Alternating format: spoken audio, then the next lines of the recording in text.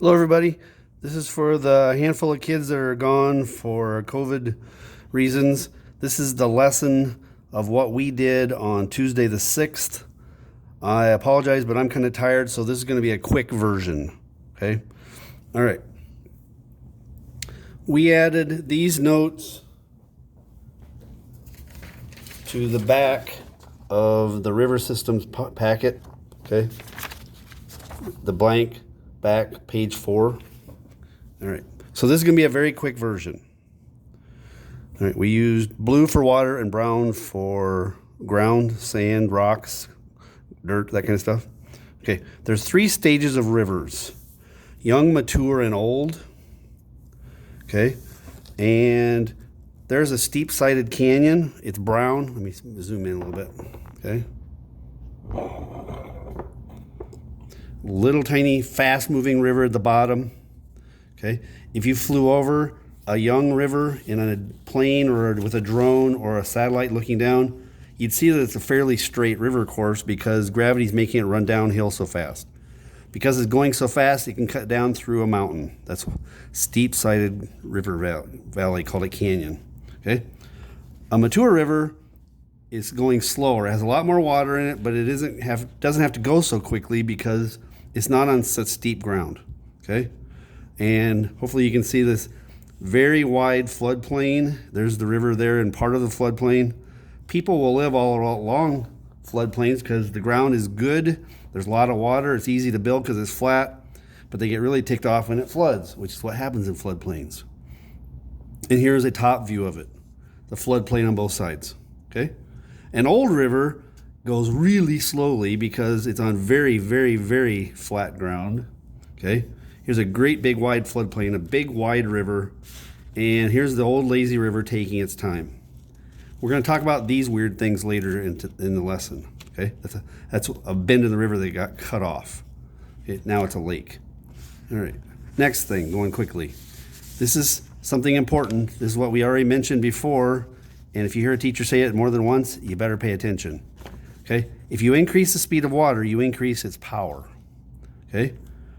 So the easiest way to increase the power of water is to make it go down a steeper hill. The ultimate speed is gotten when a river goes over a waterfall, over a cliff.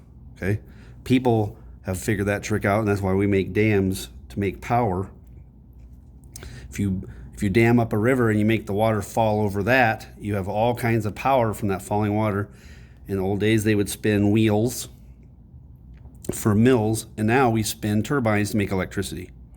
Okay, when you decrease the speed, you decrease the power, and that's going to be where we're going to spend quite a bit of time talking about that today. All right, moving right along quickly. I showed a 5-minute video clip about the Fountain Lake dredging project. Okay, Fountain Lake was made in the 1880s when humans decided they were going to live here permanently. The Native Americans had lived here for thousands of years. When white people came through and said, hey, let's live here permanently, they looked at this little stream trickling through these cattails and went, you know what? If we dammed that up, we could make a mill here. So that's what they did. Okay. So the town grew up around Fountain Lake, which is a man-made lake. Now, it was dredged in the 30s and then again in the 60s, and now we're dredging again now. You say, well, why do we have to keep dredging it? Because nature keeps filling it in. That's what nature does. Water carrying sediment will slow down. The current will slow down when the river hits the lake, and when you slow down water, you decrease its power, and it can't carry as much stuff.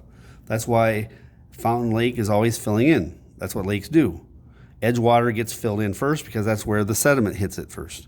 Okay, and we pump the sediments out. We pump them about 4 miles away to 3 catch basins we've built just on the north side of I-90 near the end of the runway. If you know where the runway and Plaza Road and the interstate are all really close together, right on the other side of the interstate, that's where the water is being pumped. The sediment's left there, and the water is returned to the creek, and it runs back down to the lake, and it's used again to bring more mud up.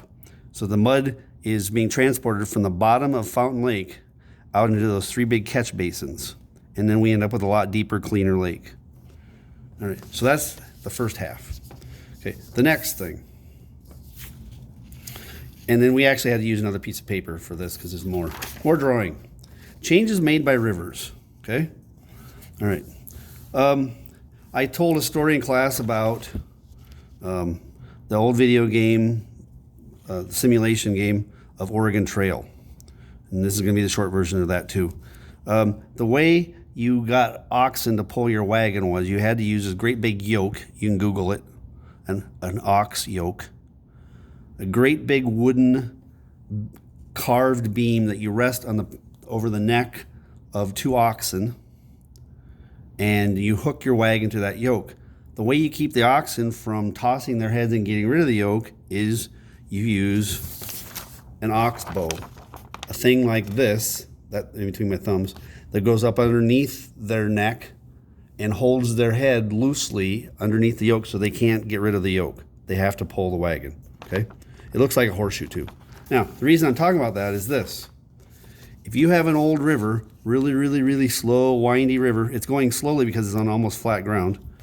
Sometimes, like right here, as the bends erode on their outsides, 2 bends will almost kiss. Here they've almost touched, okay? When that happens, there will be a shortcut there, and for a little bit there will be an island, and then the sediment will plug that off, and you'll end up with an Oxbow Lake. This is where the river bend used to be, and now the river has found a shortcut, okay? An Oxbow Lake is where 2 meanders kissed and a bend is cut off, okay? That's one thing, how rivers change, okay? I'm going to show you pictures in class, at least. All you have to do is go Google Oxbow Lake. You'll find a ton of pictures, okay? Rivers do this a lot, old rivers, okay? And the last thing. Here's another change that's made by rivers.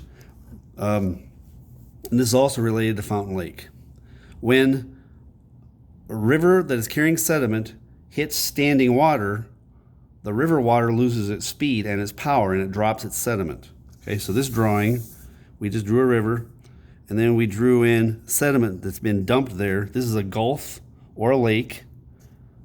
Okay, this could be, I'm gonna move my camera up a little bit. Get my hand out of the way. This could be Edgewater Bay of Fountain Lake. Think Edgewater Bay. This is called a river delta. You talked about this in geography class. A delta is a triangle-shaped deposit of sediment dropped when the river hits standing water. Okay? The Mississippi is making a huge delta. The Mississippi River is trying very hard to fill in the whole Gulf of Mexico. Okay? It's not going to get the job done, but man, it's got a big delta of all the sediment being removed from the lands in the Mississippi watershed. That's land sediment all the way from Montana and Minnesota and the Dakotas and Nebraska and Iowa and Missouri and all the way over to Ohio. Okay, all for like 40% of the U.S. The sediments going down the Mississippi get dumped into the Gulf, and when the water loses its speed, the delta forms. Okay, it's just named a delta because the 4th letter in the Greek alphabet was a triangle shape, the delta. Okay, that's the very short version of 48-minute class period today. I'm going to post this and get it available to the people that are home. Hope you can get back soon.